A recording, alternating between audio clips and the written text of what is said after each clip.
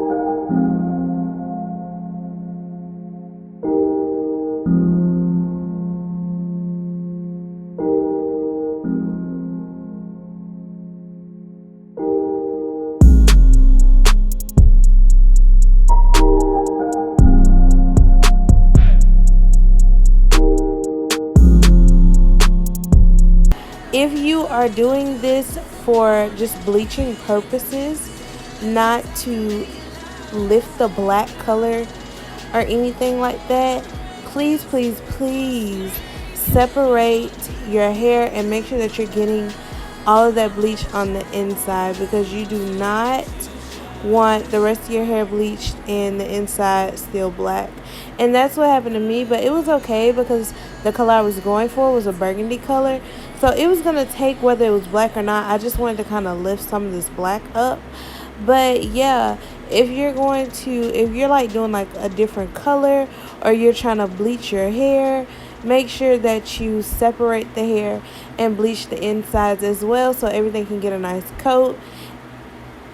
So yeah, I just wanted to kind of mention as a disclaimer because I did not do that, but it was still okay because, like I said, I was just doing this just to lift the color some, so it really didn't matter. Now on to bleaching my knots. I used the brush because it didn't matter to me if it went through, because I had already had bleach on the other side. But when you are bleaching your closure, you want to use a butter knife and you want to get your bleach as thick as possible when you're mixing it. I didn't show you guys my consistency, but I did have a thick consistency. But like I said, I just painted it on because if it went through, it was okay because I had already bleached that part of the lace. So yeah, I just wanted to make sure that I got bleach all over the lace. And as you see, the 50 developer was taking fast, like super fast, y'all. Like, no joke, I think I let it sit for maybe like no longer than 10 minutes, I do believe, before it was turning to the blonde color. So yeah, that 50 developer made it take really fast, but as you can kind of see the black still in the inside. But like I said, it was okay. So of course I let my bundle sit for about 5-10 minutes in conditioner. That way the bleach won't damage the hair, because if you leave bleach on your hair for too long, it can damage the hair and damage the ends. And I just wanted to let it sit in conditioner, that way the ends won't be damaged and it'll still feel good and soft and it'll be easy to work with. So like I said, I waited no longer than 10 minutes to take this out before it completely bleached blonde. Now here is where you see the black that did not get any bleach on it. And even with me brushing it through when I was bleaching it, I still didn't get, the inside. But like I said, it was okay because I was dyeing it red. And so I was kind of going for like a two-tone color. That's why I got two different types of dyes. So it still worked out in the end, and it got me the desired color. But for you guys, if you're going for one color only, please, please, please separate your hair and bleach all of your hair, because you do not want it to be two-tone when you were trying to get it to just be one color.